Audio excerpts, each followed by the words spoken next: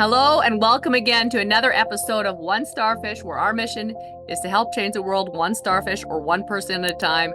As always, guys, make sure to rate, review, subscribe, share. That's how we get the word about what we do. Our guest today is Chris Vincent. He has a company called Perfection Lawn and Landscape, does lots of things. He can get into that. Started in 2008, but really started gaining traction just in the last few years. So I'm excited to chat about that, why it started gaining traction, and how he kept going through all the years that it wasn't gaining traction. I'm curious about that. But welcome to the show, Chris. Thank you. Thanks for having Awesome. me. Well, let's get into things. Like I said, there's some things I'm curious about. I love doing these podcasts for that. So what had you start your business back in 2008? What did you do kind of before that?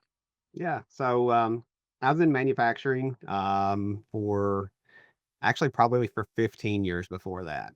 Um, so for the first or for the 10 years preceding that in 2008, from 98 to 2008, was in aluminum industry. And long story short, the obviously the economy took a big hit. That was during the Great Recession, 2008, 2009, 2010.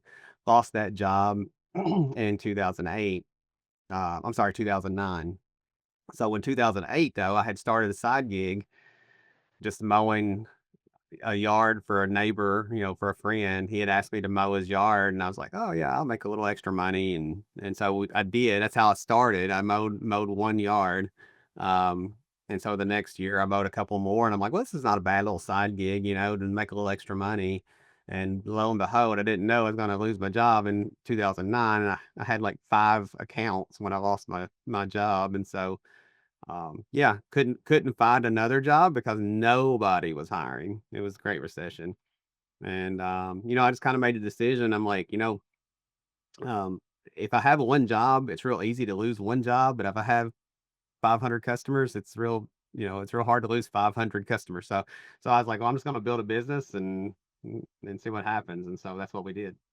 So at that point, did you have any family or was it just you? Yeah. So no, me, my wife, and three sons. Oh, wow. Okay. And how old were your kids at that point? At that point, they were, let's see, probably 9, 6, or probably 8, 5, and 2. You must have had them when you were like young. Well, I'm 49, so I'm not super young, but Okay. I was I like was pretty I young.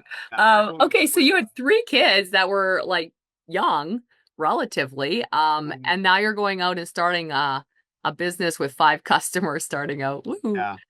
So I know you're bringing in tons of money. It's just like hand over fist, not. Oh, How did your wife support that, and how did you, um, yeah, how did that go? so it was really rough. It was a really rough time period, probably for probably 5 years, honestly, and maybe even longer than that. And so, Huh. and what I didn't tell you at the time, we were also real estate investors, and so we were flipping houses. We would flip 2, 3 houses a year while I was working in the manufacturing, and and so yeah, so we were flipping houses, and so we had a house that we were trying to flip while when I this happened, and another kind of key to the story is we actually had just bought a new house when I lost my job, and so we actually had and we still had the old house. So we had a new house, the old house, and a flip house. So I had 3 houses, 3 mortgage payments, 3 kids, and a wife, and no job. And, yeah. So so it was a rough few years. Yeah, we lived off of, 401k money and credit cards for a long time, just trying to survive and,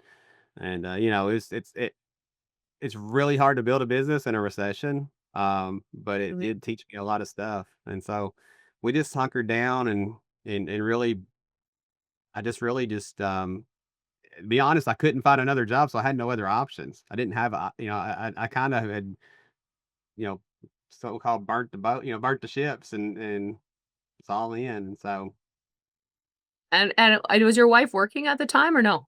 she was working in a bank. So she wasn't making a ton of money, but yeah, Oh. she was, yeah. She's trying to support the family. Yeah. I still think Trying to, yeah. she's a saint. It's Yeah. just yeah. And I was working by myself, just me for 4 years, literally doing everything in the business. And, I'd mow yards for 2 or 3 days a week and then go landscape some for a couple days a week and just, hustling, doing whatever I could. And, yeah.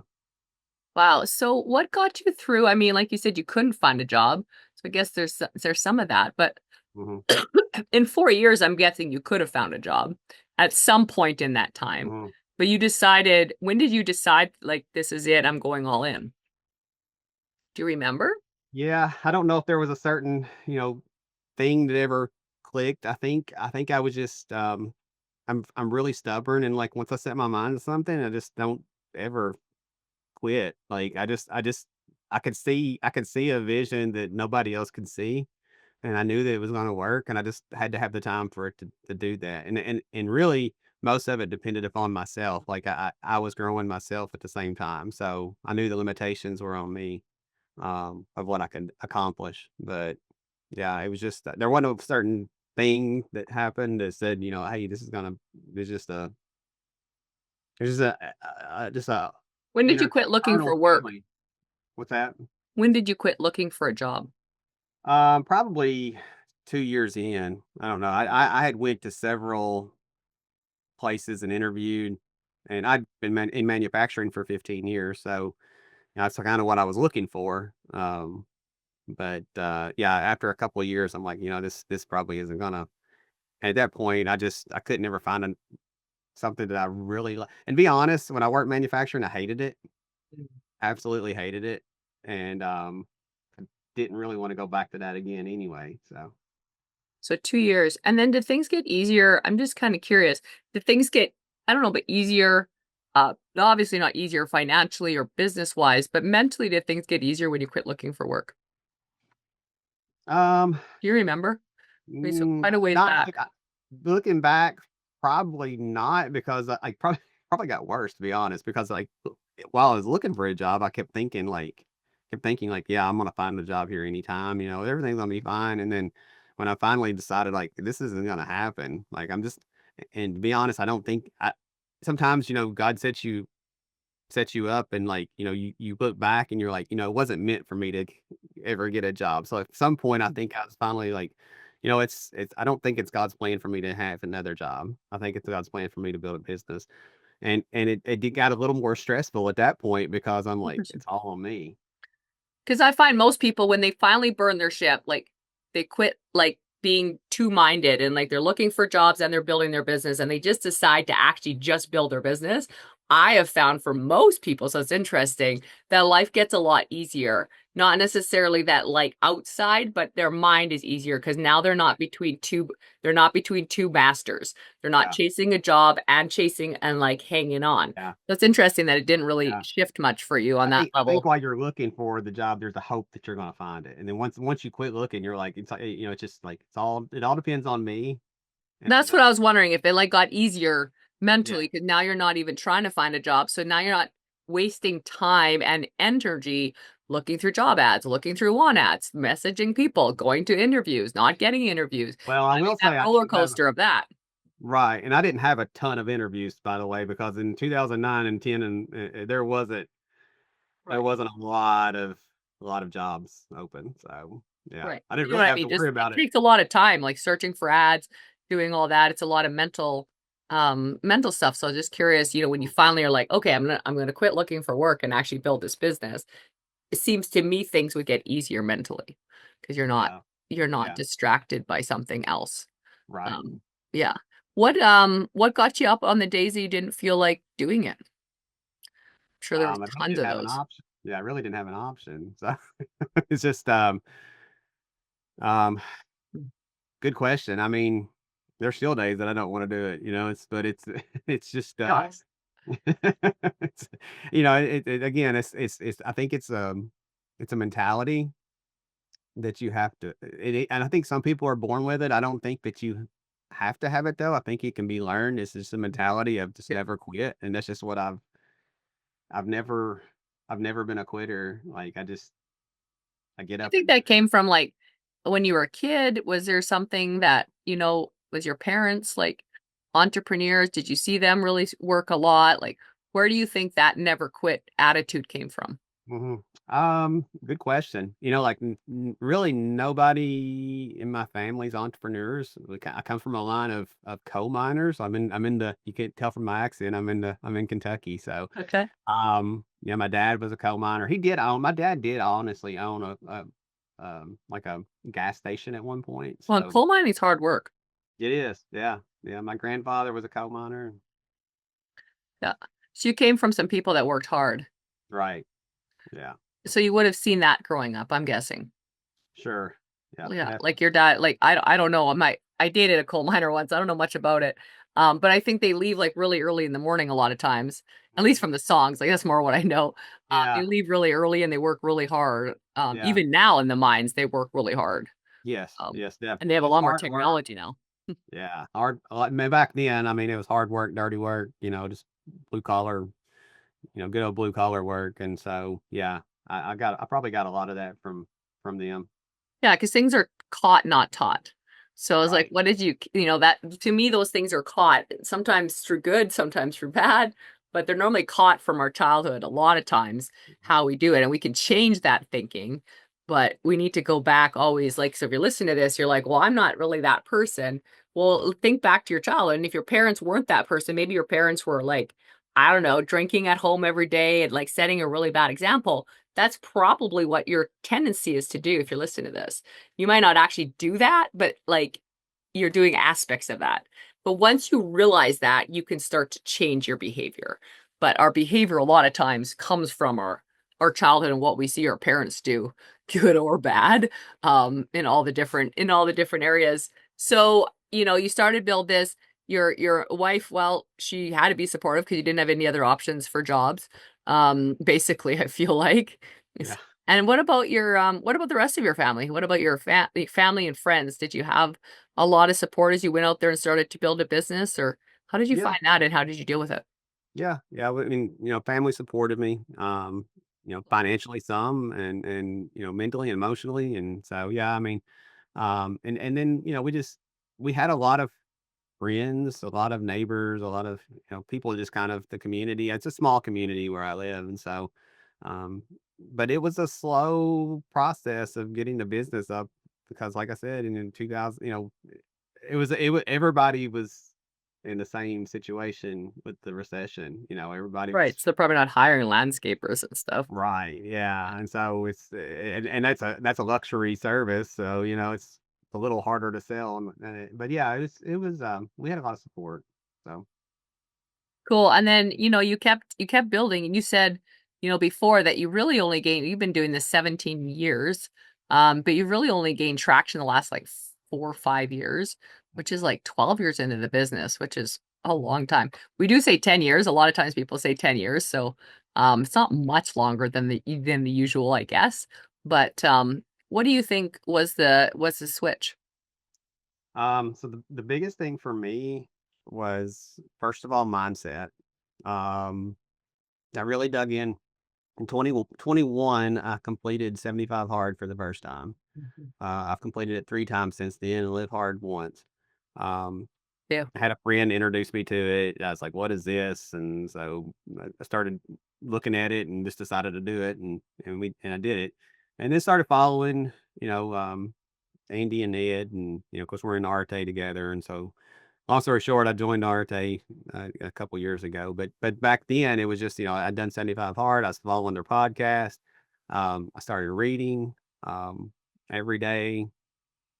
So just a ton of mindset work. Now, I've been in personal development since I was 18. So I've done a lot of that. I mean, like I started in network marketing when I was 18 years old. And so Oh, that's wow.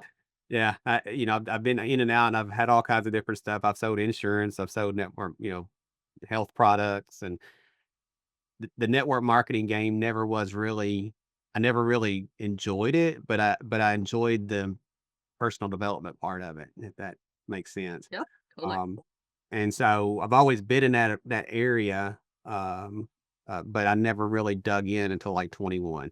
And I think in 21, and whenever I really dug in with my mindset and discipline. That's kind of set me up for that. The other thing I would say that's really propelled me is coaching and peer groups, mainly peer groups. I'm in like 3 different peer groups now. So it helps me be able to network, talk to other people that's in the same boat as I am, like minds. And there really is something to be said about who you surround yourself with. Um, I try to surround myself with people that are much higher than I am. And so yeah, I think that those 2 things are main things. It's cool. And so, obviously, like you said, business wasn't like booming, but you joined these groups, which obviously all cost money. How do you look at that investment into yourself? Because I know a lot of people, they're like, I'll do these things when I can afford it. I'll like invest in the coaching. I just can't afford it right now. And so what's a good thought process if someone's listening to this and they've been like kind of struggling about like paying money to get a coach or to get part of a group or whatever. What are your thoughts on that?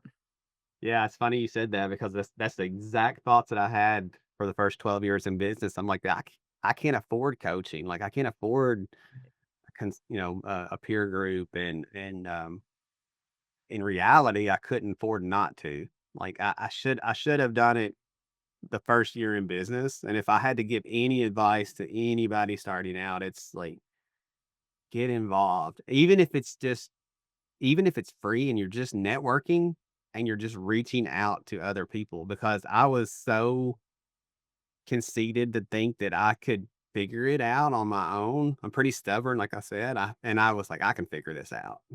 And if I just took a little humble pill and and asked for help because you know, there's nothing new under the sun. Everybody's been through the same thing that you're going through right now. Somebody's in that same boat. That's good. So guys, pay for coaching. Yeah. Do that.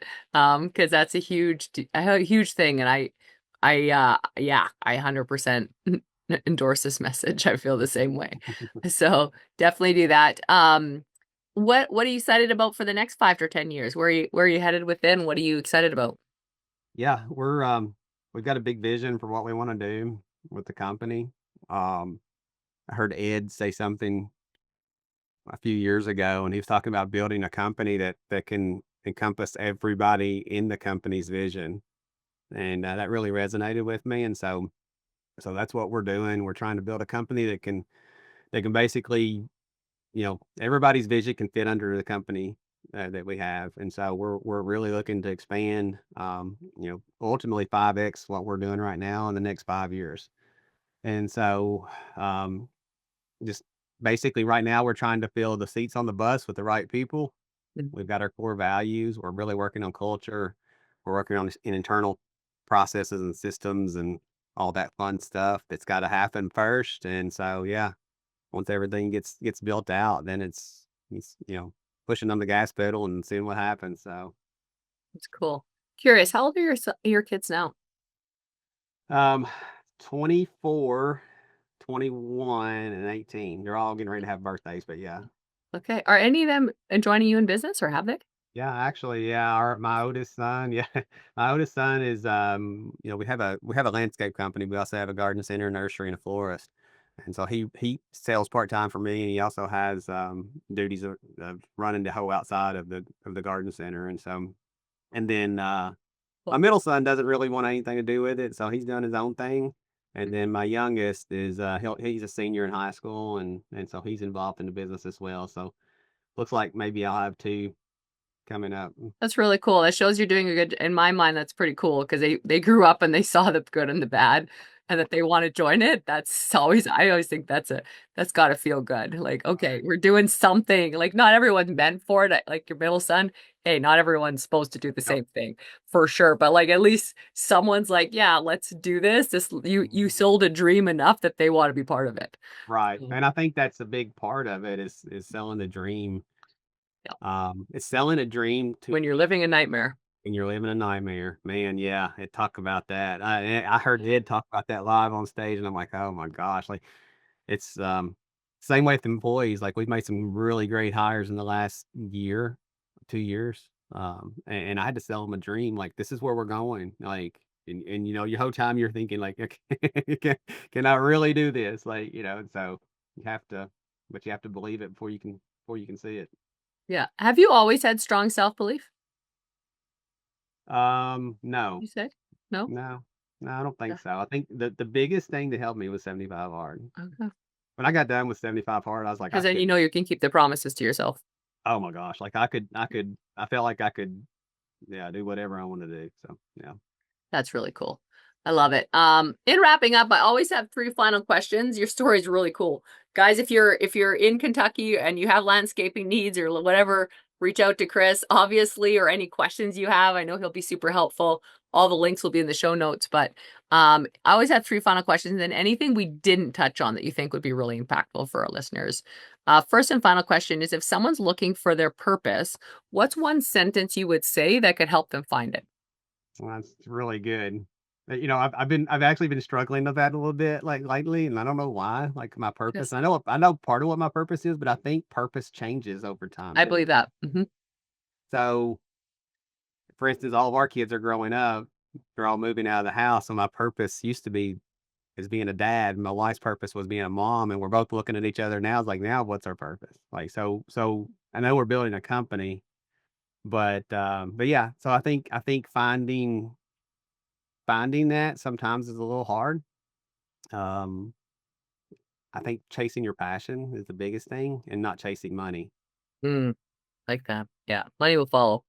Yeah. I've done that before. I worked 15 years in manufacturing because I made pretty good money and but hated what I did every day. So And so if anyone's listening, I think one thing too that Ed says and you just kind of like reiterated, sometimes people are like, I don't like this job. It's not my passion. It's not my purpose. Sometimes you just do the job and keep doing the job yeah. or whatever it is and run the business. And the business might not be your purpose, but your business can eventually fund your purpose too. Yeah. So keep that in mind. Yeah. Second question is, what's a favorite quote and why? Okay. Probably my favorite quote, and it's long, is the man in the arena by Theodore Roosevelt. And so it talks about basically some the person who spends himself in a worthy cause, who at best knows the triumph of high achievement, but at the worst, if he fails, at least he fails daring greatly. So, that for me is like everything because at the end of my life, like I want people to know that like I at least tried. I didn't give up. And so Good. I love that. Third and final question. What's one word or sentence you want on your gravestone? that's good because I just answered it, I think. So basically, Daring greatly. yeah, he never gave up. So yeah. That's cool. All right. You run into someone in the coffee shop. They're like, that was great, Chris. I love how you never gave up. I mean, that does fit. What's something we didn't touch on that you think would be really impactful to leave our listeners with? Good question. Just try to get 1% better every day. What I try to do is just, yeah, I think it was in Atomic Habits I read, and one of the books that I read is just, the incremental changes lead to a huge change over time. You don't have to necessarily do something huge or change something overnight. Just that one habit, like just for me, like reading, one habit, reading every single day. Read 10 pages a day. At the end of the year, you've got 10 books you've read. 3,000 pages. So yeah, That's cool. Guys, make sure to share this. It might inspire someone. I'm sure it will. So make sure to share it. Make sure to rate, review, subscribe, all the good stuff. Um, let's go out there. Let's change the world one person or one starfish at a time. If we can change one life at a time together, we can change the world. Thanks for being on, Chris. thank you.